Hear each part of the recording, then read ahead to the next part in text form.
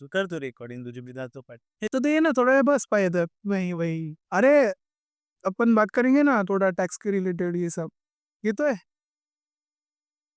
मी record करतोय थांब आता आवाज नको करू चल बाय नाही येतेस ना चलती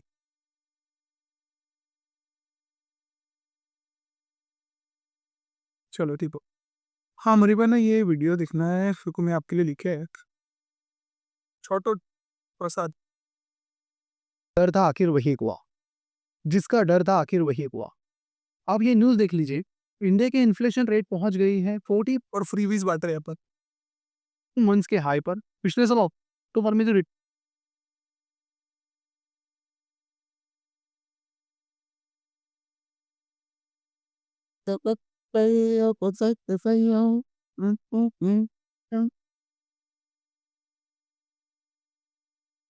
सिक्स की रेट में रहता है उतना पता है मुझे अभी कितना है 6.2 5.5 6.7 5.4 2023 का अभी वापस ऊपर चला रहेगा हम लोग को पता है और एक चीज़ रहता है इट्स कॉल्ड ये अपना जो स्टॉक मार्केट है it's on like high right and our gold rates are also high there is one indicator called it's called Warren Buffett indicator most of लोग को शायद पता रहेगा कुछ लोग को नहीं पता रहेगा ये देखना it's called work it's mostly never I will show you it shows up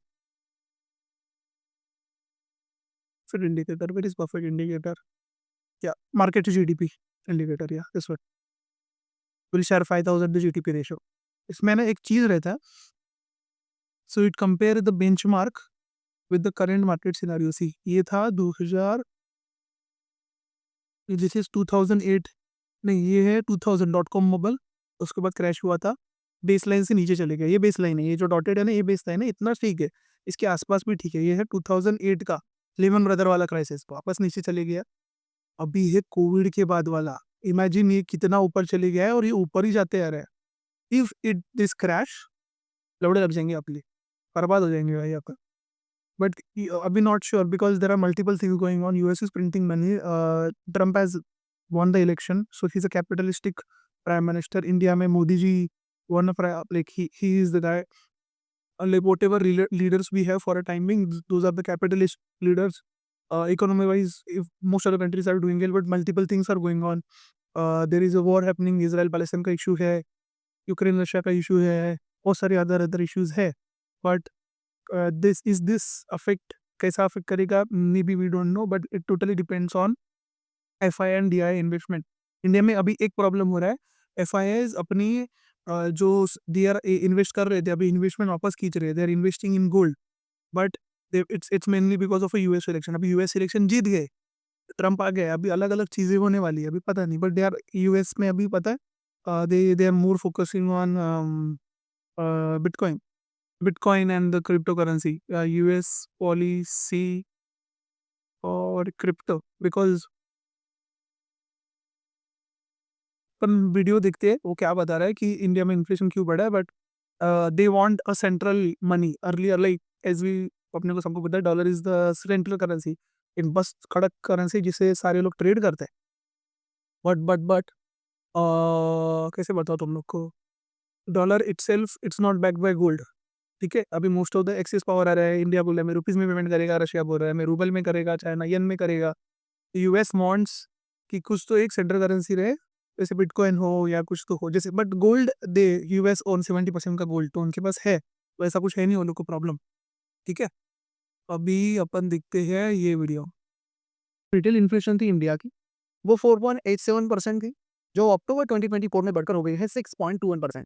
काफी बड़ा इजाफा इसमें हुआ है अब जो रिजर्व बैंक ऑफ इंडिया ने आरबीआई है वो हमेशा चाहता है कि ये जो इन्फ्लेशन है 6% से कम है लेकिन अब वो सीलिंग से भी ऊपर चला गया है यानी कि चीजें अब महंगी एक मिनट अब ये तो न्यूज नंबर 1 न्यूज नंबर 2 पर थोड़ी नजर डालिए नेस्ले इंडिया के मैनेजिंग डायरेक्टर ने कहा है कि मिडिल क्लास का जो नंबर है इंडिया में श्रिंक होता जा रहा है यानी कम होता जा रहा है उन्होंने ये भी कहा कि इस वजह से नेस्ले इंडिया की जो सेल्स है हाँ इसमें दो चीजें परचेसिंग पावर बढ़ रहा है and we have more disposable income so earlier in india we had that mentality of saving mentality but as you see the current generation which we have more spending वो FOMO वाला mentality है कि अभी नहीं किया तो कब करेंगे and we are spending more money disposable income बढ़ रहा है अभी the thing is earlier a guy was earning 30,000 he was spending only 10,000 20,000 बचा रहा था और जो भी उसका खर्चा था उसमें मैनेज कर रहा था now if somebody is earning 30,000 he is spending 60,000. There like अगर पहले का टाइम अगर बात करोगे ना, if you ask any European और any US people, so US people earn $1,000 to spend $2,000. और अगर इंडियन अर्न कर रहा है $1,000, he is going to save $900. अभी उल्टा हो गया, अपन भी उतना ही ज़्यादा स्पेंड कर रहे हैं. We are living that debt वाला लाइफ स्टाइल. अभी रिसेंट में पता है अपन ने एक वीडियो के ऊपर बात किया था, private loans in India, not private, it's like personal loans, sorry, personal loans in India increasing. And there is one more thing called BNPL apps. BNPL apps increase.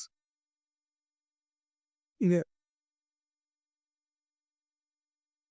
Accessibility बहुत इजी हो गया है ना. Take an example of Zepto, Zomato, Swiggy और अलग अलग apps जो है, those are very good apps, like nice, they can deliver things easily. But because you are ordering from them, like earlier you were spending only 100 और 200 रुपीज.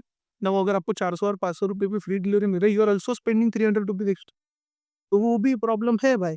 सी ना, rise in overall personal loans, overall credit increased by 1.6 times, 35% sectors. BNPL apps का देख लो, ये तो सबसे बेकार है. ये बहन ये लोग देते ही BNPL एप्स का कितना रहता है. BNPL apps rate of interest, ये सुजुक को अच्छे से पता रहेगा कि कितना रेट रहता है. बट बहुत महंगा बेचते हैं लोग. मतलब चूस लेंगे तुम लोग के लोग. हम्म, देख, BNPL interest rates in India it's very from 32% per annum. बाप रे, 30% एनम.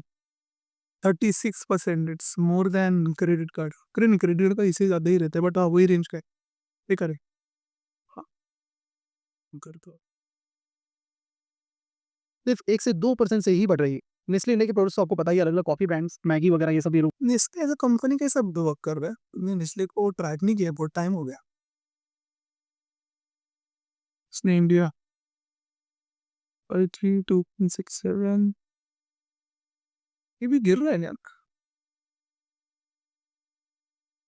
वही ना, फिर मुझे लगता है एफ अपना है ना इन्वेस्टमेंट खींच रहे हैं वापस. इफ इसी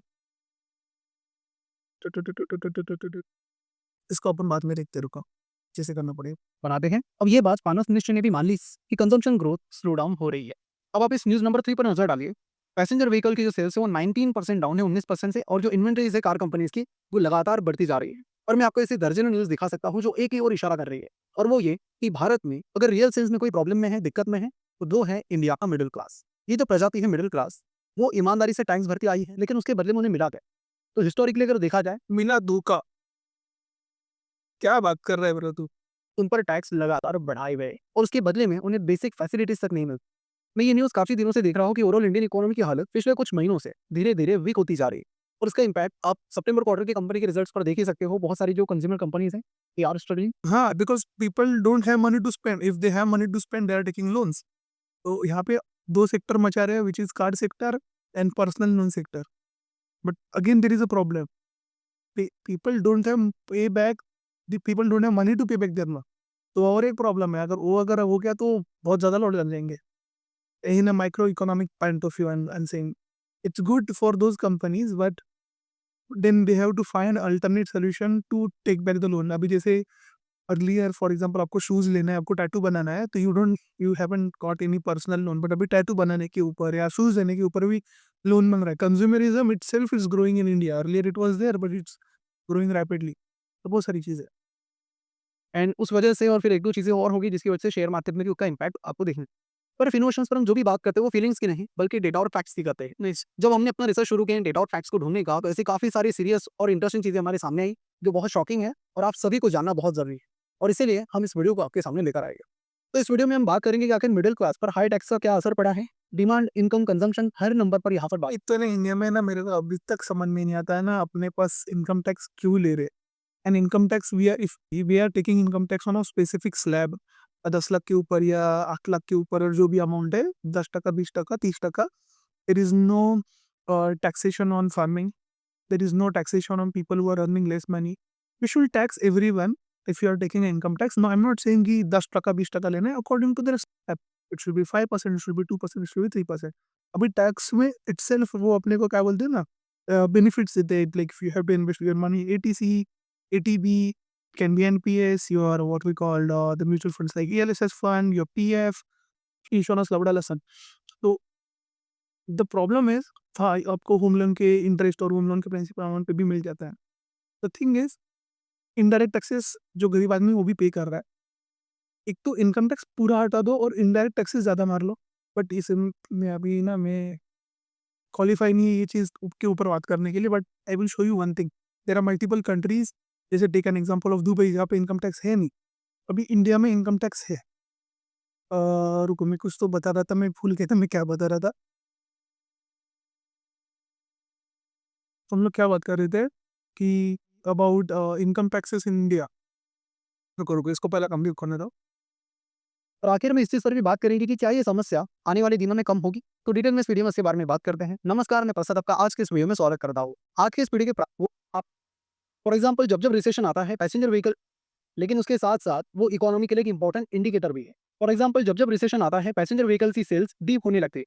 जितने भी रिसेशन पहले हुए हैं उसमें Right, you have less money to spend. That's the reason. आप ये डेटा क्रॉस वेरीफाई कर सकते हैं। इससे हमें ये पता चलता है कि जो एवरेज सिटीजन वो पता है, there is one research US में. अगर यूएस में अगर what we called market crash होने वाला है, there is one thing called stripper index in US. Stripper index. अगर स्ट्रिपर को ज़्यादा पैसा मिल रहा है, then US market is working very well.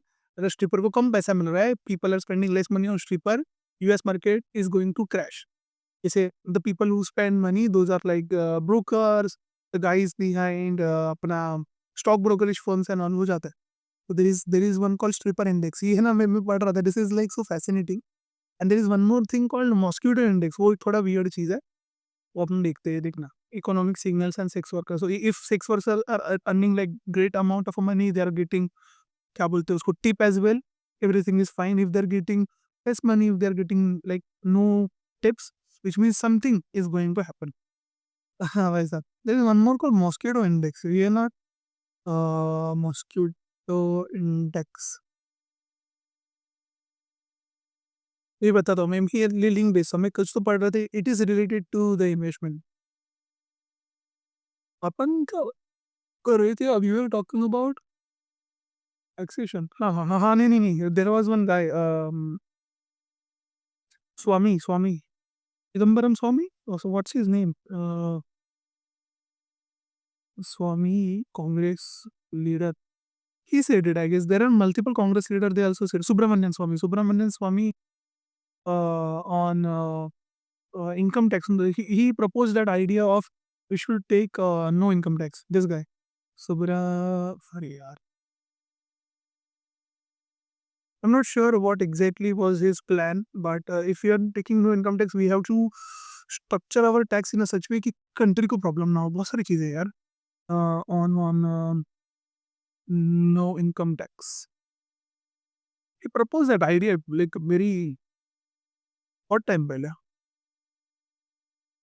ये रे, budget 2022-23, Subrahmanyam Swamy has a bold suggestion on income tax for a government. Suggestion of a time millions outfall, preparation, medical cost, COVID-19. अरे ये लोग इन्होंने और एक किया था, इन्हें must abolish income tax, look for other options. होना चाहिए यार, मतलब मजा आ जाएगा. Swamy constitutionally advocate income tax. According to him, income tax collection of approximately 8 to 9 lakh crore, and the government can generate revenue from alternate sources such as auctioning, telecom licenses and coal auctions. Oh wow, oh wow. इसके ऊपर थोड़ा और पढ़ता हूँ, मैं बताता हूँ तुम लोग को. हाँ, get back to the video. के पास पैसों की कमी हो रही है, जिससे वो पैसों का इस्तेमाल नेसेसरी चीज़ों को खरीदने के लिए लगा रहा है रादर दैन बाइंग कार्स। अब अगर हम इंडिया के ऑटोमोबाइल सेल्स नंबर पर ध्यान दें तो हमें एक पैटर्न दिखाई देता है। फॉर एग्जाम्पल अगर हम इंडिया के मेन व्हीकल्स को कैटेगराइज करते हैं तो पहली कैटेगरी निकल कर आती है अफोर्डेबल टू व्हीलर्स, जो ज़्यादातर लोअर क्लास और मिडिल क्लास प्रीफर करते हैं। फिर आते हैं पैसेंजर व्हीकल्स यानी कि आपकी कार, जो कि Bajaj is working. Bajaj Auto.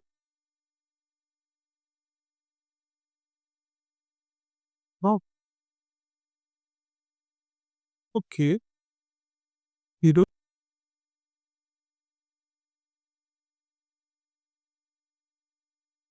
Okay.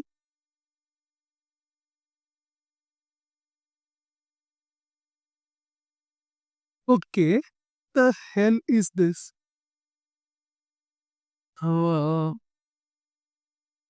Eicher ये तो बर्बादी है वैसे तो। इसका मेरे को ना ग्राफ ही नहीं पसंद, ये क्या है ये बेंचोद? गाड़ी एक नंबर बनाता है but Eicher Motors are into trucks and Royal Enfield, जो तुम लोग पता चलाते गाड़ी वो। ये ज़्यादातर मिडिल क्लास बाय करती हैं। फिर आती है आपकी एसयूवीज और हाई एंड कार्स जो कि अपर मिडिल क्लास और रिच लोग बाय करते हैं। तो अगर आप रिसेंट डेटा पर ध्यान देंगे तो आपको पता चलेगा कि इंडिया में कार सेल्स ऑल टाइम लो है और एक नंबर भी आप देखिए वो है एसयूवीज का। एसयूवी का सेल्स ऑल टाइम हाई पर है। मारुति सुजुकी की जो एसयूवीज है उनमें 20% की ईयर ऑन ईयर ग्रोथ हुई है। वही महिंद्रा एंड महिंद्रा के लिए ग्रोथ 25% की थी। और अगर हम टू व्हीलर सेल्स की बात करें तो हमें क्लियर दिखा है कि sales number year on year 14% से बढ़ रहे हैं। जहां पिछले साल अक्टूबर में two wheeler sales close to 19 lakh थी, वही अक्टूबर में 21,64,000 तक पहुंच गई है। लेकिन वहीं पर अगर हम पैसेंजर व्हीकल नंबर्स की तरफ ध्यान दें तो ये बिल्कुल फ्लैट है। पैसेंजर व्हीकल्स की सेल्स ग्रोथ पिछले एक साल में 19% से डाउन है। और यही नहीं, 10 साल पहले तक इंडिया में जितनी भी कार्स बेची जाती थी उसमें से 64% कार्स स्मॉल और मिड साइज होती थी, लेकिन अब गिरते गिरते ये 35% पर आ गई। पैसेंजर नहीं तो पैसेंजर व्हीकल मतलब वो जो छोटा वाला गाड़ी रहता है वो सेंटरमेंट ट्राई।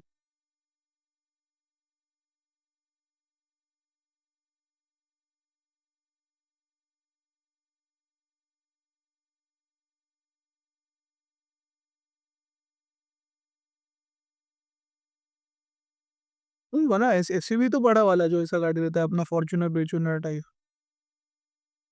पैसेंजर, अच्छा पैसेंजर व्हीकल मतलब इसकी बात कर रहे हैं, बस भी इसकी बात कर रहे हैं क्या?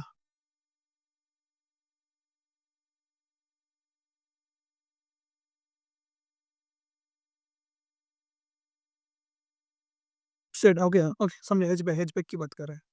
टोटल इनमें जो हाई इन कार्स है जैसे कि एसयूवीज वगैरह उनका शेयर लगातार बढ़ता जा रहा है। 10 साल पहले 100 में से 18 कार्स ऐसी थी जो हाई इन कार्स थी, उसका नंबर 57 पर चला गया। अब यहाँ पर तीन चीजें सोची जा सकती है कि क्या ये सिर्फ लोगों के प्रेफरेंस का चेंज है, या फिर यहाँ पर मिडिल क्लास की बाइंग पावर कम हो रही है, या फिर ओवरऑल मिडिल क्लास ही कम हो रहा है। और टैक्सेस की बात करूंगा तो आप सब गुस्सा हो जाएंगे। तो वैसे मिडिल क्लास के पास बहुत कम ऑप्शंस होते हैं, उसमें से एक है बिजनेस खोलना, क्योंकि आजकल सब कुछ ऑनलाइन हो गया है। इससे बहुत सारी चीजें आसान हुई हैं एक्सेप्ट वन। हमने मैनेजमेंट फॉर्म इंटेलिजेंट तरीके जैसी का स्क्रीन बनाई है। अब बढ़ते हैं वीडियो की तरफ। एक और चीज आपको दिखाना चाहता हूँ, कंजम्पशन साइट पे आप नंबर देख इसका है ना मुझे एक पसंद है, ये प्रॉपर ऐसा फाइनेंशियल शीट बैलेंस शीट खोल के दिखाता है, अभी अपन प्रॉपर बात होगा अभी तो। स्क्रीन पर देख सकते हो कि अगर एफएमसीजी कंपनी की सेल्स पर नजर डालें तो इंडिया की जो बड़ी एफएमसीजी कंपनीज है उनके सेम ही सेल्स नंबर बिल्कुल फ्लैट है। उनके शेयर प्राइसेस पर हम नजर डालेंगे तो आपको पता चलेगा कि हिंदुस्तान यूनिलीवर 14% से डाउन है, नेस्ले 12% से डाउन है, ब्रिटानिया 17 और बाकी company. Like a good thing, like if someone have money to invest, they can invest. Now this is a good point to entry. But yeah, again, I am not certified. Push to do your thorough research, connect to your respective CA, whatever. But agar if you read about this and find a good fundamentally strong company, stick to large caps only or stick to index. That's what I think. Companies भी आप देख सकते हो। आप कोई भी FMCG company उठाकर देखिए, वो स्ट्रगल करती हुई दिखाई दे रही है। पिछले एक महीने में एफएमसीजी कंपनीज की जो शेयर प्राइस है ऑन एन एवरेज 15 टू 20% गिर चुकी है। अब ऐसा क्यों हो रहा है? तो इन्फ्लेशन के बढ़ने से कंजम्पशन कम हो रहा है। जहां पर ये अनुमान था कि FMCG companies current financial year में 8 टू 9% से ग्रो करेगी, वहीं पर अभी अनुमान लगाया जा रहा है कि ये नंबर गिरकर 5 टू 6% ही रहेगा। अब ये तो कंजम्पशन के नंबर है जो काफी खराब है। इसे डिटेल में समझने के लिए हमें ये समझना पड़ेगा कि जो कंज्यूमर है उसकी अर्निंग्स पर क्या इम्पैक्ट पड़ा है। इंडिया की जो हाउस होल्ड इनकम है वो बढ़ने की बजाय कुछ रिपोर्ट बता रही है पिछले कुछ महीनों में वो लगातार गिरती जा रही है। अरे बट अपन प्रीवियस दे रहे हैं ना। और एक सर्वे में तो ये तक पाया गया है कि half of Indians before budget were saying कि उनकी इनकम इस साल पिछले साल से कम हुई है। नहीं, इनकम कम नहीं हुई रहेगी, इनकम वही रहेगी, खर्चे बढ़ गए रहेंगे। और फिर आपको तो पता ही है कि इस बजट में बाद में मिडिल क्लास को क्या मिला। और वहीं पर इंडिया की अगर हम सेविंग रेट की बात करें तो हर साल वो कम होती जा रही है। और जैसे कि आप यहाँ पर देख सकते हो कि 5 साल की लो पर इंडिया का सेविंग रेट था। See, that same thing I was saying. Two people are there. I'm not saying all people are spending their money in wants, but majority of people are spending their money because there is a influencer thing going on. Earlier we didn't have. अगर आप देखोगे ना वो चीज़ कि जब अपना mummy papa का time था, मम्मी पापा जब स्कूल से पास आउट हुए, कॉलेज के पास आउट हुए, काम पे लगे, तो उनका कोई दोस्त अगर यूएस में घूम रहा है, उनका कोई दोस्त लंदन में घूम रहा है, उतना ईज़ी नहीं था उनके लिए जानना कि ये क्या मचा रहा है, किधर घूम रही है, क्या कर रही है, if she is buying LV का बैग और if she is buying Gucci का बैग। जब मिलती रही तब पता चलता कि अच्छा ये तो बर्बाद हो गया। ये तो सेटल हो गई है कनाडा पे, या ये तो अपना अपना क्या बोलते हैं, मुंबई में इसने अपना खुद का बिजनेस खोल दिया। But the current scenario is every fucking girl and boy have social media. अगर कोई किधर भी ट्रैवल कर रहा है, they are like posting their best moments, talking about how they spend money, how they are traveling much, then how they are spending their money on fine dining restaurant, इधर मचा रहा है उधर मचा रहा है। एंड इसमें और एक चीज़ है, पहले ना किसी को अगर फेक करना है ना, किसी को अपना कि झूठ बताना है कि मैं घूमने जा रहा हूँ, यहाँ पे जा रहा हूँ, वो जा रहा हूँ, हार्ड था। अभी people don't have money in their banks but they are spending money on travel, और they are just showing people कि they have money to spend. It creates और human this itself is connected to human psychology. अपने में वो है कि उसके पास ज़्यादा क्यों है, मेरे पास कम क्यों है, मेरे पास कम क्यों है, उसके पास ज़्यादा क्यों है। तो वो चीज़ है। एंड वी कि क्या बोलते हैं ना, it's not FOMO, it's mainly कि वो क्यों ट्रैवल कर पा रहे हैं, वो क्यों ट्रैवल कर पा रही है, या वो क्यों एंजॉय कर पा रहे हैं, उनमें क्यों नहीं कर रहा हूँ, मैं घर पे बैठ रहा हूँ। इंस्टाग्राम सोशल मीडिया से दूर रहो, अपना काम करो, और तुम लोग को जो पसंद है वो करो। नहीं, ऐसा नहीं बोल रहा कि I am not totally against to travel, I am not totally against to spend money, do spend money, but taking loan to travel, taking loan to buy the things bonds, चूतिया की लिए बनता है। तुम लोग खुद की मतलब पीठ के ऊपर पट्टा मार रहे हो वैसा है। वो नहीं, there is one guy called Byung वुलचुक, मैं इसके ऊपर बहुत बात किया हूँ। ये दिस गाय बीन वुलचुक, this guy wrote a book called Burnout Society, ठीक है। In that book he says कि पहले के टाइम में ना, जो लैंडलॉर्ड्स थे, लैंडलॉर्ड्स के अंडर स्लेव्स काम करने के, अगर स्लेव्स ने काम नहीं किया तो लैंडलॉर्ड उनको पट्टा मारने के, फटाक। और अभी का सीन कैसा है, अगर आप अभी काम करते हो किधर भी, और अगर आप काम नहीं कर रहे हो अपनी कंपनी में, तो आपको पगार नहीं मिलेगा। अगर आपको पगार नहीं मिलेगा तो आप क्या कर रहे हो, खुद को पट्टा मार रहे हो। तो अर्लियर देखो, वो लोग उनको पट्टा मार रहे थे, oppression was there. Now if you don't work, if you don't go to job, you are beating your self, oppression is shifted to depression. तो समझ रहा है क्या? सो अर्लियर वो, जैसे फॉर एग्जांपल कोई स्लेव ने उसके मालिक को बोला कि नहीं नहीं मैं नहीं करूँगा, they will immediately put him into prison, immediately put him into mental asylum. अभी क्या करेंगे, अभी दोज थिंग्स आर मॉडिफाइड, क्या बोलते हैं ना, अपने मॉल्स हो गए, योर फैंसी जिम हो गया, योर फैंसी डाइनिंग रेस्टोरेंट हो गया, ये सब चीज़ें हो गया। बुरी नहीं है, बहुत अच्छी है, but only focusing on that and that's your only goal of happiness it's side, your happiness should come within you. वो अभी एक अलग फिलोसॉफिकल डिबेट है। बट हाँ, this guy explain very well burnout society के ऊपर कि अगर oppression was there, that oppression is shifted to depression, because if we don't work we are going to beat our self, because we have our things in mind कि मैं काम करूंगा, काम करने के बाद मैं शूज लूंगा, स्नीकर लूंगा, लौड़ा लूंगा, लसन लूंगा, जो भी। मे भी वैसा ही है, तुम लोग से अलग नहीं है। मे भी वहीं चो बात बहुत करता हो, खर्चा उधर ही जाके अभी जाएगा, जैकेट ले लिया, शूज ले लिया, जो भी ले लिया वैसा। ठीक है, आ चुका है। आपको बता दूं कि कुछ साल पहले, 8-10 साल पहले इंडिया का जो सेविंग रेट था वो 28% था। वो दुनिया में लगभग हाईएस्ट था। लेकिन आज ऐसी सिचुएशन नहीं है। हमारी जो पेरेंटल जनरेशन है वो रिगरसली पैसा सेव करती थी, लेकिन अगर हम हमारी जनरेशन की बात करें या फिर और यंग जनरेशन की बात करें, सी सेम थिंग इज तो चीज़ें वैसी नहीं दिखाई दे रही हैं। लोग ईएमआई और लोन पर ज़्यादा डिपेंड करते हुए नज़र आ रहे हैं। इनफैक्ट जो यंग लोग हैं वो हर एक चीज़ ईएमआई को नहीं। this is mainly because of upgradation in technology, getting loan, getting personal loan is it's like very easy. Earlier if you want to take a loan, it was very, you have to go to a bank, then you have to write few papers, you have to sign the papers. Taking a personal loans, taking buy now pay later wala loan is easy. It's just like, it's like one click. There are multiple apps, BNPL apps in India, अगर अपन search करेंगे 12 best apps देखो, वो तो बना के दे दिया। लीजी पे, simple, Paytm postpaid, Flipkart pay later, ZestMoney, free pay, ICICI pay later, flexi pay, Amazon pay later, post pay, money ट्रा, स्लाइस चिल पे, कितने हैं देखो।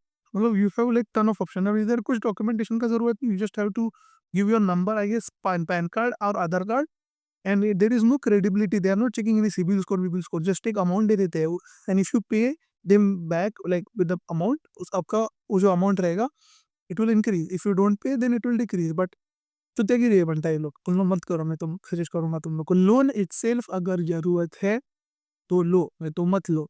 There is one thing difference between good loan bad loan, तुम लोग समझ जाओगे। But ये same चीज they haven't implemented for home loan का प्रोसेस कितना बड़ा है इंडिया में, उसको इजी करो ना। जो अच्छे लोन है बेंचो उसको रखा है हार्ड, जो चूतियागिरी है उसको रखा है easy, because it's easy to spend 5,000 रुपया, but it's very hard to spend 50 lakhs का रूम, समझ रहे हो ना।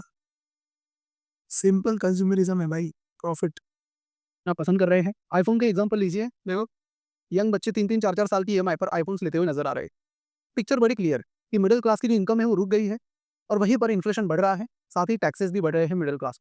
और इसका जो रिजल्ट आया है वो ये है कि कंजम्पशन कम हो गया है और इसी का इम्पैक्ट एफएमसीजी कंपनीज और बाकी कई सारे सेक्टर पर हो गया। कंजम्पशन कम नहीं हुआ है, कंजम्पशन बढ़ेगा जब बेंचो इनके पास पैसा आएगा वापस ब्रो, तो ऐसा मत बोल। कंजम्पशन अभी के लिए रुका है, तो वापस आएगा। दिखा है। अब इस स्टोरी के दो कंक्लूजन्स हैं। एक तो एफएमसीजी और उस तरह के जो सेक्टर्स है they are struggling, but at the same time there are some sectors which are getting benefited out of this situation. और वो कंपनीज है लोन कंपनीज जिनको इस चीज से बहुत फायदा मिल रहा है। था बोला मैं स्टार्ट में ही बोला, इसमें credit card companies, personal loan companies, they are benefiting. तो ओवरऑल यहाँ पर एक साइड से पिक्चर डेवलप होती हुई नजर आ रही है। लेकिन ये जो चीज़ है ये पिछले कुछ ही महीनों में हुई, तो इस चीज़ को रोका जा सकता है अगर फाइनेंस मिनिस्ट्री, आरबीआई और they are also making profits, नहीं आएंगे। सरकार तीनों मिलकर यहाँ पर कुछ सही एक्शंस लेते हैं तो इस चीज़ को कंट्रोल किया जा सकता है। That is very much possible. लेकिन अगर हम इसी चीज़ को लगातार कंटिन्यू रहने देते हैं तो चीज़ें और प्रॉब्लमेटिक हो सकती है इंडिया के लिए। अब जो मिडिल क्लास लोग हैं उनके लिए मैं कहना चाहता हूँ कि कुछ एक्सपर्ट्स का ये कहना है कि मिडिल क्लास के लिए चीज़ें और प्रॉब्लमेटिक हो सकती है बिकॉज ऑफ डायरेक्ट कोड। अब आप पूछेंगे डायरेक्ट कोड क्या है? देखिए इंडिया में जो इनकम टैक्स लॉ है वो काफ़ी पुराना है, 1961 में वो बना था। तो इस साल की इंडियन बजट में फाइनेंस मिनिस्टर निर्मला सीतारमण जी ने कहा कि हम डायरेक्ट कोड लेकर आने वाले हैं, यानी कि टैक्स को हम सिंप्लीफाई करेंगे। तो कई सारे एपीसी, एडीडी, कई सारे बेनिफिट्स आपको मिलते हैं, उससे चीज़ें और कॉम्प्लेक्स हो जाती हैं, तो इसीलिए हम इसे सिंप्लीफाई करेंगे। लेकिन अगर हमारे इस फाइनेंस मिनिस्टर का पिछला सिंप्लीफिकेशन का ट्रैक रिकॉर्ड देखें तो वो उतना अच्छा नहीं रहा। जैसे अभी जुलाई मंथ के बजट में उन्होंने सिंप्लीफिकेशन के नाम पर जो इंडेक्सेशन बेनिफिट था रियल एस्टेट का वो हट गया। वो तो चूतियागिरी है, वो तो मैं देखा ना मेरा दिमाग खराब हो गया यार। Indexation benefit from real estate कौन हटाता है? मतलब क्या फूक रहे हो तुम लोग यार। सिंप्लीफिकेशन के नाम पर स्टॉक मार्केट में जो एलटीसीजी आपको लगता है, अरे वो भी हाँ, शॉर्ट टर्म में वो बढ़ाया गया, लॉन्ग टर्म का भी बढ़ाया गया। तो इस तरह की चीज़ें हुई है। तो कई सारे एक्सपर्ट्स को और लोगों को अभी ये डर है। तो लॉन्ग टर्म इन्वेस्टमेंट क्यों करे फिर लोग फिर वही करेंगे अपना शॉर्ट टर्म वाला जो स्पेकुलेशन है, बट उसमें भी प्रॉब्लम है। You can lose insane amount of money. कि ये सिंप्लीफिकेशन के नाम पर अगर यहाँ पर टैक्सेस और बढ़ जाते हैं तो फिर काफ़ी चीज़ें अजीब हो सकती हैं। जनरली ऐसा कहा जाता है कि जो मिडिल क्लास है वो एक हॉस्पिटल बिल दूर होता है गरीबी रेखा के ऊपर जा करेक्ट। रहने की।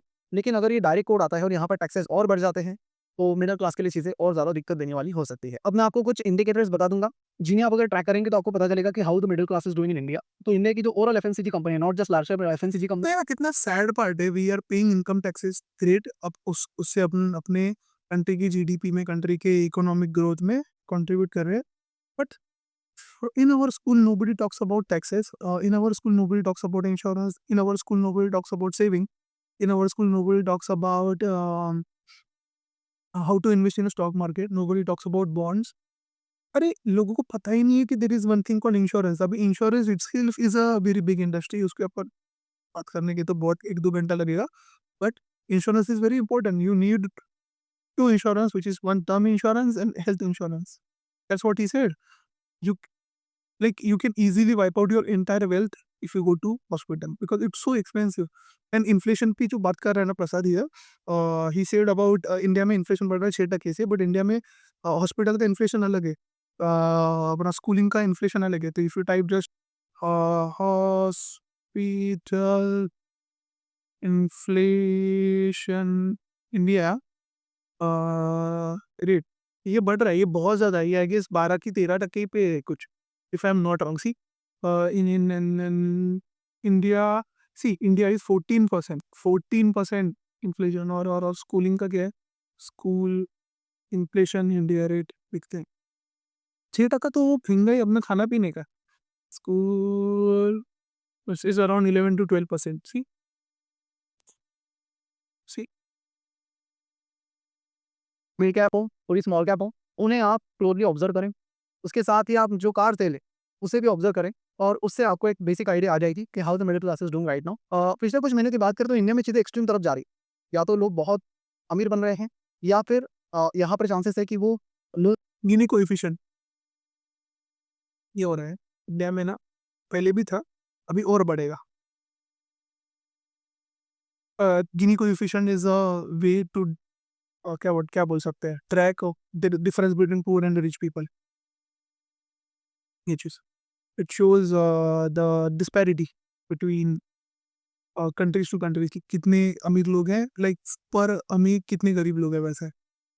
इंडिया अभी है बिटवीन 35 टू 40 के रेंज में, ये है अपना भारत देश। यूएस इतना ज़्यादा है, कनाडा में कम है, नाइस। ऑस्ट्रेलिया में कम है। मंगोलिया, ये कौन सा वर्ड है? ये पता नहीं क्या है, यूक्रेन है क्या ये? नाइस। तो मिडिल क्लास से गरीबी रेखा के उस पार चले जाओ। अब देखिए अगर इंडिया में आप मिलियनेयर्स की संख्या देखेंगे, बिलियनेयर्स की संख्या देखेंगे, that is growing very very good way. Then startups are going. Emergence से और वाइड स्प्रेड यूज़ की वजह से काफ़ी सारी अपॉर्चुनिटीज वहाँ पर क्रिएट हुई हैं और भी मिलियनियर्स बिलियनियर्स इंडिया में क्रिएट होंगे। लेकिन eight the same time lower class से ज़्यादा से ज़्यादा लोग मिडिल क्लास में खींच रहा और मिडिल क्लास के जो लोग हैं वो एटलीस्ट मिडिल क्लास में तो रहे। ये एक बहुत बड़ा चैलेंज होने वाला है। तो आने वाले टाइम में फिगर्स कहा जाती है, मैं आपको अपडेट करता रहूँगा। बट फिलहाल पिछले कुछ महीनों से नंबर्स आर नॉट गुड और not for the companies, not for the people और थोड़ी चीज़ें यहाँ पर कंसर्न वाली हो गई हैं। अथॉरिटीज़ और जो कंपनीज है वो यहाँ पर क्या कुछ करती हैं आने वाले क्वार्टर्स में, वो देखना बड़ा इंटरेस्टिंग रहेगा। तो फिलहाल हम यहीं पर रुकते हैं, मिलते हैं अगले वीडियो में। Thank you so much, see you. Nice video यार, नाइस वीडियो, ग्रेट वीडियो। ये इसके ऊपर मेरे को बात करना है, मेरे को आज सुबह ही दिखा इनका, ये देखो क्या WhatsApp is study IQ IAS अब तैयारी हुई दिखते हैं ना, बकचोदी दिखते हैं अपन को।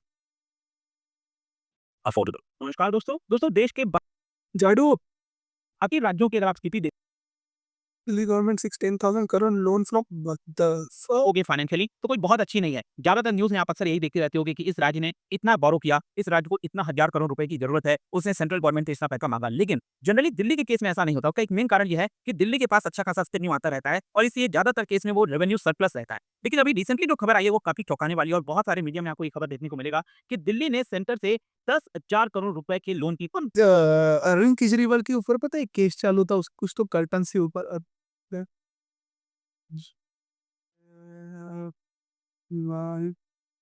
कर्टन कुछ तो है ना, लाख रुपए का कर्टन लगा था, कुछ तो सीन हुआ था।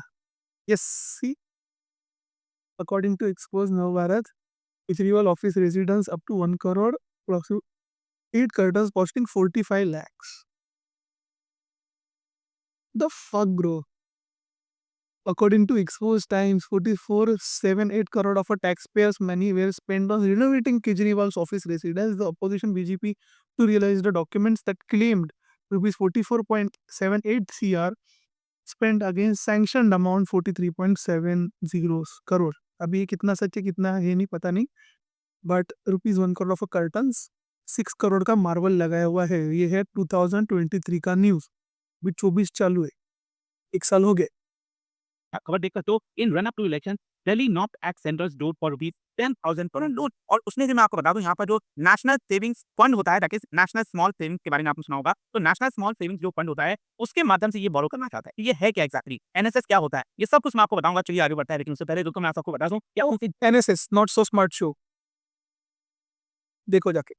जो भी लोग यूपीएससी की प्रिपरेशन कर रहे हैं इस समय स्टडी IQ पर सुपर तरह से तेल चलवाए इस शुरुआत करनी थी, अटेम्प्ट करना चाहते हैं तो मेरे एग्जैक्टली हो क्या बेचो बेंचो, आईएएस को भी बेच डालो। है। जैसा कि आप सबको पता होगा बहुत जल्द दिल्ली में भी चुनाव होने वाले हैं और यहाँ पर राज्य सरकार ने ये डिसाइड किया है, बहुत ही सिग्निफिकेंट फाइनेंशियल सॉरी, अच्छा कर रहे हो तुम लोग, साला स्ट्राइक मारेंगे मेरे को, देख रहा हूँ इनका ही वीडियो में। नहीं नहीं, वेरी गुड, बेचो बेचो बेचो, आईएएस आईपीएस बनाओ।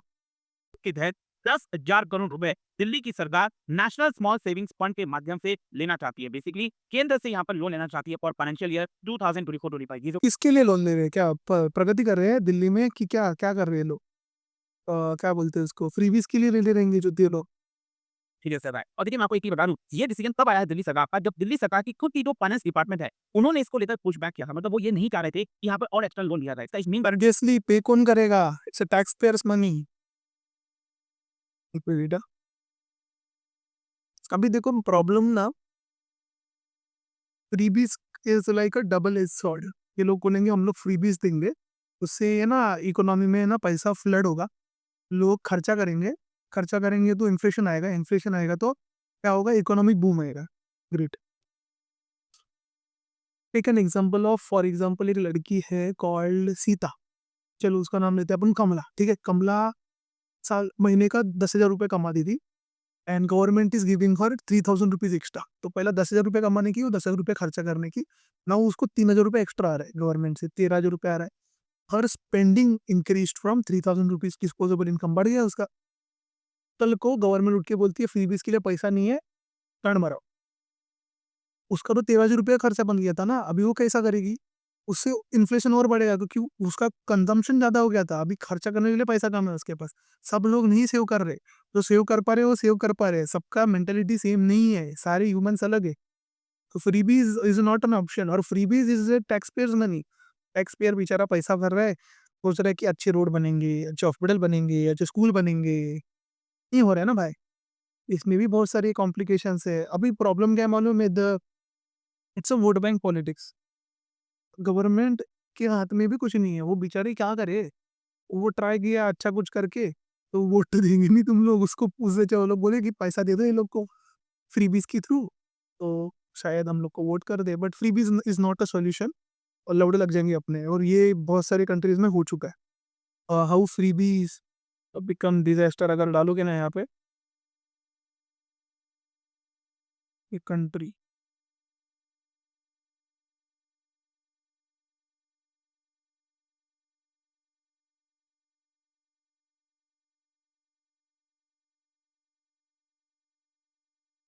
ये देखना मैंने कभी बताया,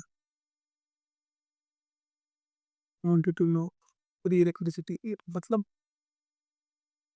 हाँ, ये अगर वैसा हो गया ना, नहीं फिर भी नहीं, बिकॉज ज़्यादा फ्रीबीज हो गया तो ये हो गया ना, फिर क्या बोलते हैं, सोशलिस्ट हो गया तो फिर eventually it will lead to communism. Communism is not great because अगर दो आदमी है, एक आदमी काम करता है, एक आदमी नहीं काम करता, और एट द एंड दोनों को सेम ही खाना मिलने वाला है, तो वो जो काम करने वाला है, वो भी क्यों काम करे? स्कैंडल एक्सपोज, देन एंटाइटलमेंट, बहुत सारी चीज़ें हैं यार। I guess BJP government is not with freebies, but not sure अभी वो है ना, they have to be power, तो बहुत सारी चीज़ें हैं। मेरे को थोड़ा है ना freebies it's a subjective topic मेरे को लगता है। जिसको जहाँ पे जीतना है वो वहाँ पे बोल देता है कि फ्रीबीज देंगे, उसके बाद बंद कर देते हैं, क्योंकि बजट ही नहीं है यार। 46,000, 30,000 करोड़, 20,000 करोड़ भाई जो तुम लोग बांट रहे हो फुकट में अच्छा अपन डेवलपमेंट में लगा देते।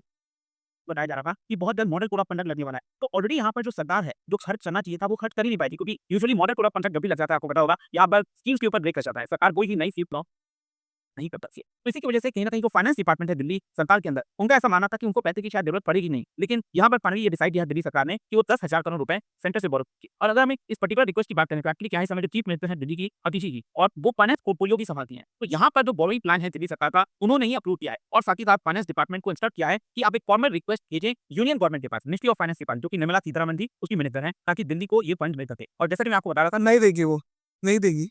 उन्हीं की सरकार में जो डिपार्टमेंट ऑफ फाइनेंस है, उनके जो प्रिंसिपल सेक्रेटरी है फाइनेंस, आशीष चंद्र वर्मा, उन्होंने एडवाइस ये किया कि एनएसएसएफ से लोन नहीं लेना चाहिए, और ये भी कहा कि कहीं न कहीं इस पूरे सील से दिल्ली को विथड्रॉ भी कर देना चाहिए, क्योंकि लॉन्ग टर्म में दिल्ली के लिए शायद ये अच्छा नहीं होगा। उन्होंने Verma highlighted a long-term financial strain, nothing footwork and short. फिर ये बताया कि ये लॉन्ग टर्म फाइनेंशियल पेन है, वो काफ़ी बढ़ सकता है दिल्ली सरकार के ऊपर, और ये बोला कि ये पैसा बोरो करने से आगे आने वाले वर्षों में एडिशनल इंटरेस्ट देना पड़ेगा दिल्ली सरकार को 45,000 करोड़ रुपए का बाई 2059। और यहाँ पर जो टोटल प्रिंसिपल रीपेमेंट है, मतलब कि देखिए ये पहली बार ऐसा नहीं हो रहा है कि दिल्ली की सरकार पैसा ले रही है। पहले भी अगर मैं आपको बताऊँ तो national small saving fund Delhi में वो भी था ना, मेरा कोई दोस्त है, वो मुझे बता रहा था कि वहाँ पे फ्री इलेक्ट्रिसिटी है, फ्री गैस है, बहुत सारी चीजें थी ना, फोकट में बहुत बांटे ये लोग। तो दिल्ली की सरकार ने पैसा लिया थोड़ा-थोड़ा करके, और इसकी वजह से जो टोटल प्रिंसिपल अमाउंट है 1.27 लाख करोड़ का, वो भी देना होगा, और इंटरेस्ट भी लगभग 45,000 करोड़ रुपए का। 1.27 ट्रिलियन, अबे 3 ट्रिलियन का तो कंट्री है, अब 1.2 ट्रिलियन ट्रिलियन का पेमेंट कैसा वाकई? क्या बात कर रहे हो तुम लोग? एंड 2039 तक देना है। की अगर हम बात करें नेशनल स्मॉल सेविंग फंड के बारे में, तो देश में बहुत कम ऐसे राज्य हैं जो इसके माध्यम से पैसा बोरो करते हैं। इसका एक मेन कारण ये है कि नेशनल स्मॉल सेविंग्स फंड के माध्यम से जब कोई राज्य बोरो करता है, तो उसको ज़्यादा इंटरेस्ट पे करना पड़ता है दैन मार्केट पॉइंट। जैसे मान लीजिए अगर उत्तर प्रदेश की बात करें, अगर उत्तर प्रदेश यहाँ पर एनएसएसएफ से माध्यम से it's like a personal loan for states. अगर पैसा बोरो करेगा, तो उसको मान लो 5% इंटरेस्ट देना है। लेकिन अगर वहीं मार्केट से बोरो करेगा, तो हो सकता है सिर्फ 4.5% इंटरेस्ट देना पड़े। तो इसी की वजह से देश में सिर्फ 4 ऐसे राज्य हैं, जैसे दिल्ली, अरुणाचल प्रदेश, केरला और मध्य प्रदेश, जो यहाँ पर नेशनल स्मॉल सेविंग फंड के माध्यम से पैसा बोरो करते हैं। और ये एनएसएसएफ, मैं आपको बता दूँ, ये डायरेक्टली सेंटर के अंदर आता है। वैसे आपको बता दूँ कि 2022-23 में भी दिल्ली सरकार ने नेशनल स्मॉल सेविंग फंड के माध्यम से 3700 करोड़ रुपए बोरो किए थे, और पिछले वाले फाइनेंशियल ईयर में 2023-24 में कोई भी बोरोइंग नहीं थी। लेकिन इस साल 10,000 करोड़ रुपए को बोरो करना था। क्या था? मैं बार-बार बात कर रहा हूँ नेशनल स्मॉल सेविंग्स फंड के बारे में। ये है क्या, इसको थोड़ा-सा समझ लीजिए, आपके सारे डाउट्स क्लियर होंगे। एक्चुअली आपको पता होगा, हमारे संविधान के अंदर आपने देखा है, कॉन्स्टिट्यूशन में, 3 फंड्स के बारे में मेंशन है। एक तो सबसे बड़ा जो फंड होता है सेंटर के पास वो है कंसोलिडेटेड फंड ऑफ इंडिया। ये सबसे मतलब कि भारत ये मुझे नहीं पता, मैं अभी सुन रहा हूँ। सरकार के पास जितना भी रेवेन्यू वगैरह आता है या फिर जैसा भी खर्च किया जाता है वो कंसोलिडेटेड फंड ऑफ इंडिया के माध्यम से होता है, राइट? फिर दूसरे यहाँ पर आते हैं कंटिजेंसी फंड के बारे में सुना होगा, ठीक है? कंसोलिडेटेड फंड इन इंडिया, कौन से पढ़ना चाहिए?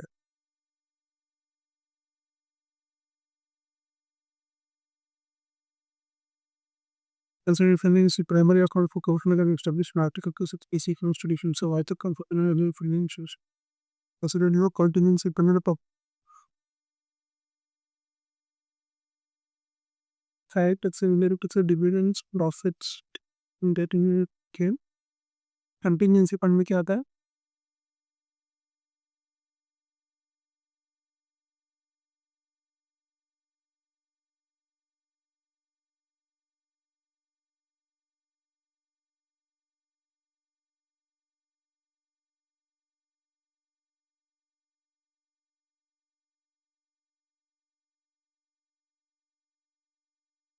ठीक। अब कंटिजेंसी फंड की इमरजेंसी टाइप का फंड होता है, ठीक है? जिन पर आपदा वगैरह आती है। और फिर यहाँ पर तीसरा है पब्लिक अकाउंट। पब्लिक अकाउंट में बेसिकली क्या हुआ है कि यहाँ पर जो छोटे-छोटे सेविंग करते हैं, जैसे आपने पीएफ के बारे में सुना होगा, प्रोविडेंट फंड, ठीक है? फंड पीपीएफ, तो वो सारा पैसा आपका इस फंड में जुड़ता है। अच्छा, इसको बनाया कब गया था? 1999 में। और यह नहीं करते तो एनपीएस भी आता है उसमें पब्लिक अकाउंट में? एनपीएस और अपना कौन सा है वो अटल अटल योजना और वो सब योजना भी शायद उसमें ही आते रहेंगे। मैनेज किया जाता है बाय मिनिस्ट्री ऑफ फाइनेंस की जो डिपार्टमेंट ऑफ इकोनॉमिक अफेयर्स है उनके द्वारा। और इसके अंदर एक रूल भी बनाया गया था डायरेक्टली प्रेसिडेंट के अंदर में जो पावर होती है प्रेसिडेंट के पास। सो ये रूल है आपका national small savings fund custody and investment rules 2000 में। और इसका मेन ऑब्जेक्टिव यही था कि इसको कंसोलिडेटेड फंड ऑफ इंडिया से थोड़ा सा अलग रखा जाए। देखिए कंसोलिडेटेड फंड ऑफ इंडिया क्या, वहां पर तो सरकार का पूरा पैसा आता है और वहीं से सरकार का पैसा खर्च होता है। लेकिन ये जो पैसा है ना स्मॉल सेविंग्स फंड में, इसमें तो पब्लिक का पैसा लगा हुआ है। जैसे पोस्टल डिपॉजिट हो गया, आपने देखा होगा देश में गाँव-गाँव में हर जगह पोस्ट ऑफिस है, वहां पर लोग सेविंग्स अकाउंट लिखवाते हैं, पैसा जमा करते national small saving certificate NSC बोला ना कि उसमें सीनियर सिटीजन सेविंग थे, ये वही है एनपीएस लिंकेज उसमें आएगा फिर। हैं, रेगुलर डिपॉजिट खुलाते हैं। तो वो सारा पैसा भी इसी नेशनल स्मॉल सेविंग्स के अंदर में आता है। इसके अलावा सेविंग सर्टिफिकेट आपने किसान विकास पत्र के बारे में सुना होगा, नेशनल स्मॉल सेविंग सर्टिफिकेट के बारे में सुना होगा। और इसके अलावा जो सोशल सिक्योरिटी स्कीम हो गई, पीपीएफ हो गया, pension provident fund, senior citizen savings की, तो ये सारा पैसा क्या पब्लिक का है। तो कहीं ऐसा ना हो कि पब्लिक का पैसा सरकार दूसरे चीज में खर्च कर दे। इसी की वजह से ये पब्लिक अकाउंट बनाया गया था कि ट्रांसपेरेंसी बनी रहे। जो भी पब्लिक का पैसा आ रहा है फिर वहां से पब्लिक को वापस जा रहा है, तो वो उसमें प्रॉपर ट्रांसपेरेंसी नहीं की। ये जो पैसा कलेक्ट हो रखा है ना, यहाँ पर बहुत सारे राज्य ऐसे हैं जो बोरो करते हैं पैसा इसी फंड के माध्यम से, और उस बोरो करने पर उस राज्य सरकार को पेमेंट भी करना होता है, इंटरेस्ट देना पड़ेगा ना, कभी तो ऑब्वियस सी बात है वो आपको पैसा मिल रहा है और वो इंटरेस्ट किसके पास जाएगा? अल्टीमेटली पब्लिक के पास जाएगा, क्योंकि पब्लिक का पैसा इसके अंदर लगा हुआ है, राइट? तो क्वेश्चन अब यहाँ पर ये आता है कि दिल्ली को इस फंड की आवश्यकता क्यों पड़ी? ऑब्वियस सी बात है यहाँ पर खर्च ज्यादा करना होगा। और अभी क्या है, रिसेंटली आपने देखा होगा रेवड़ी पे चर्चा। को लेकर, रेवड़ी को लेकर काफ़ी चर्चा हुई थी। स्पेशली डायरेक्टली प्रधानमंत्री मोदी जी ने इसको रेवड़ी कल्चर बताया था, आपको याद हो कि बहुत सारे जो पॉलिटिकल पार्टीज़ हैं वो रेवड़ी बाँट रहे हैं। ऑल्दो अगर आप देखोगे तो देश में सभी पार्टी, कभी रिसेंटली आप महाराष्ट्र चुनाव में भी देखिए तो लागी ये बात हो रही थी कि यहाँ पर जो महाराष्ट्र सरकार है उन्होंने एक बार में बहुत हज़ारों रुपए जो है महिलाओं के खाते में भेज दिए थे। वो भी एक तरह की रेवड़ी 33 की 46,000 रुपीज करोड़ बजट था एनुअल। अभी उसके ऊपर डिबेट चल रही है कि बंद करने की क्या करते हैं। प्रीवीज़ है। तो यहाँ पर प्रीवीज़ ऐसा नहीं है कि कोई कुछ पार्टी ही कर रही है, सभी पार्टी इस चक्कर में आ गई हैं। लेकिन खैर जो भी है, यहाँ पर अभी रिसेंटली क्या हुआ है, दिल्ली में भी चुनाव आने वाले हैं। तो आम आदमी पार्टी की इसको बढ़ चढ़कर बोल रही है और कह रही है कि हम तो रेवड़ी बाँटेंगे, प्रीवीज़ बाँटेंगे। रिसेंटली यहाँ पर अरविंद केजरीवाल जी ने एक कैंपेन लॉन्च किया था जिसका नाम ही था रेवड़ी पे चर्चा, और उसके अंदर उन्होंने 6 मेजर इनिशिएटिव्स बताए थे जो कि फ्री में दिया जा रहा है, जैसे free electricity, free water, free education. See बोला ना मैं ये बोला ये इलेक्ट्रिसिटी वाटर एजुकेशन और हेल्थ केयर का पता नहीं, बट इलेक्ट्रिसिटी और वाटर फ्री था। मेरा एक फ्रेंड है वो दिल्ली में रहता है, मुझे बता रहा था। मैं बोला भाई सही है, बट दुखसर भी है कि बेंचो तुम लोग नहीं भर रहे तो तुम लोग का बिल किसी ना किसी के तो पेट से ही जा रहा है। पोकड़ में कोई बांट रहा नहीं है भाई। If something is free which means you are a product. समझ रहे हैं ना वो? देयर इज अ सेइंग कि if you are getting product for free which means you are a product. Instagram free है ना, तो यू आर अ प्रोडक्ट। बेच रहे तुम लोग को सब। हेल्थ केयर, साथ ही साथ यहाँ पर जो बस ट्रैवल में महिलाओं के लिए वो भी एल्डर के लिए हाँ, बस ट्रैवल वुमन ये मुझे पता है, वो अच्छी चीज़ है। ये लोग हैं इनके लिए पिलग्रिमेज हो गया वो भी फ्री। और साथ ही साथ इन्होंने ये भी बोला कि एक साबा स्कीम है दैट इज हर महिला के खाते में, दिल्ली में जो महिला है उसके खाते में जो इधर भी चालू हो गया लड़की भाई। ₹4 हर महीने जमा किया जाएगा। तो ये सारे जो प्रीवियस स्कीम्स है वो दिल्ली सरकार लॉन्च करना चाह रही है। ऑब्वियस सी बात है उसके लिए बहुत ज़्यादा पैसा लगेगा और that is one of the main reason कि वो यहाँ पर बोरो करना था। ऑल्दो रिसेंटली न्यूज़ रिपोर्ट में यही बताया जा रहा था, दिल्ली सरकार के जो स्पोक्स पर्सन है वो इसको डिफेंड कर रहे थे कि ये जो लोन का डिसीजन है वो एक तरह से रूटीन फाइनेंशियल प्लानिंग है, ये पार्ट ऑफ फाइनेंशियल प्लानिंग है, इसमें कोई गलत चीज़ नहीं है। और साथ ही साथ उन्होंने ये भी बताया कि देखिए अगर आप एक नई सर्वे की बात करें 2023 सर्वे की, तो उससे रिवील किया गया कि दिल्ली का जो डेट टू जीडीपी रेशियो है वो आपका 3.9% आ गया तो और कम हुआ है डेट टू जीडीपी रेशियो और इन एनवायरमेंट में देखिए देखो हिस्टोरिकली दिल्ली का डेट टू जीडीपी रेशियो बाकी राज्यों से मुकाबले सबसे ज़्यादा कम है और इसी की वजह से हमें यहाँ पर बोरो करने में कोई तकलीफ नहीं होनी चाहिए। ऑल्दो जैसा कि मैं आपको बता रहा था दिल्ली सरकार में ही जो फाइनेंस डिपार्टमेंट है वो इस चीज़ को ऑब्जेक्ट कर रही थी। उनका मानना था कि ऐसा नहीं होना चाहिए क्योंकि अगर यहाँ पर दिल्ली सरकार पैसा लेती है तो और इंटरेस्ट देना होगा और पैसा नहीं लेती है मान लो अगर बोरो नहीं करती है तो अल्टीमेटली जो लायबिलिटीज है वो सिर्फ 31,000 करोड़ रुपए के आसपास में होगा कि मान लीजिए जब दिल्ली सरकार और ज़्यादा बोरो करती है तो इसकी वजह से 2038-39 तक 1.27 लाख करोड़ रुपए चुकाना होगा और साथ ही साथ एडेड इंटरेस्ट बर्डन हो जाएगा 57,000 करोड़ रुपए। तो ये जहाँ पर ऑब्जेक्शन भी किया गया उन्हीं की सरकार से मिनिस्ट्रीज के बाद है। यहाँ पर मैं आपको एक और इंटरेस्टिंग चीज बताता हूँ। अभी रिसेंटली मैंने वीडियो भी बनाया था जहाँ पर आपको बताया था कि दिल्ली में पहली बार अगर आप देखेंगे बहुत कई लंबे वर्षों की बात कई दशकों के बाद यहाँ पर रेवेन्यू डेफिसिट होने जा रहा है। मैं आपको बताता हूँ एक्चुअली क्या है ना कि ज्यादातर केस में दिल्ली में आपको रेवेन्यू सरप्लस ही देखने को मिल रहा है। अच्छा ये रेवेन्यू सरप्लस और डेफिसिट होता क्या है बहुत सिंपल भाषा में बताता हूँ। एक्चुअली क्या है कि सरकार के पास अलग अलग तरीके से रेवेन्यू आता है पैसा आता है। मान लीजिए अगर आप ट्रैफिक क्रॉस कर रहे हो तो ट्रैफिक चलान हो गया तो उससे रेवेन्यू आया। आप टैक्स पे कर रहे हो वो भी पैसा है। नहीं जा रहा है ट्रैफिक चालान का पैसा उन लोग के पास। ट्रैफिक चालान का पैसा बीच में ही गायब हो रहा है भाई, तू क्या बात कर रहा है? तो यहाँ पर क्या होता है कि सरकार एक्सपेंडिचर नहीं करती है। अब मान लीजिए सरकार अगर सरसों वगैरह पर खर्चा कर रही है सड़क बनाने में फ्लाईओवर तो उसको हम कैपिटल एक्सपेंडिचर कहते हैं। लेकिन अगर सरकार मान लो एम्प्लॉइज को पैसा दे रही है सरकारी कर्मचारियों को पेंशन दे रही है तो वो जो सारी चीजें होती हैं उसको हम आपका रेवेन्यू एक्सपेंडिचर है। तो यहाँ पर अगर रेवेन्यू अगर रिसीट की बात है जो सरकार के पास पैसा आ रहा है टैक्सेस वगैरह के माध्यम से ये जितने यहाँ तो मान लीजिए सरकार के पास 100 रुपया आ रहा है और सरकार खर्चा कर रही है एम्प्लॉय के ऊपर पेंशन के ऊपर 120 रुपये ये क्या हो गया ये डेफिसिट हो गया मैनेजमेंट और कहा जाता है कि आपका रेवेन्यू डेफिसिट नहीं होना चाहिए।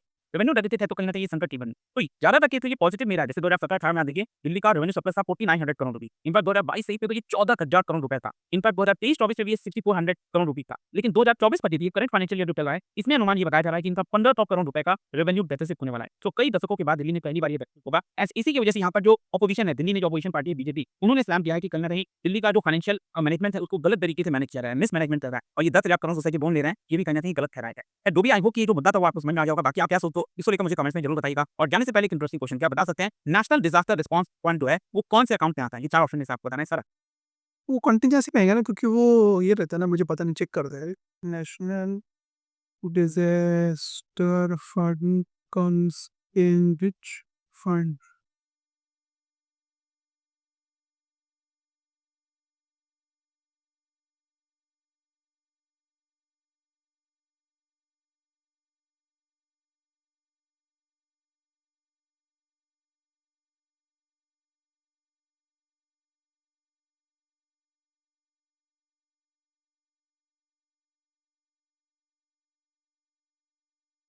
कंटीन्यूअस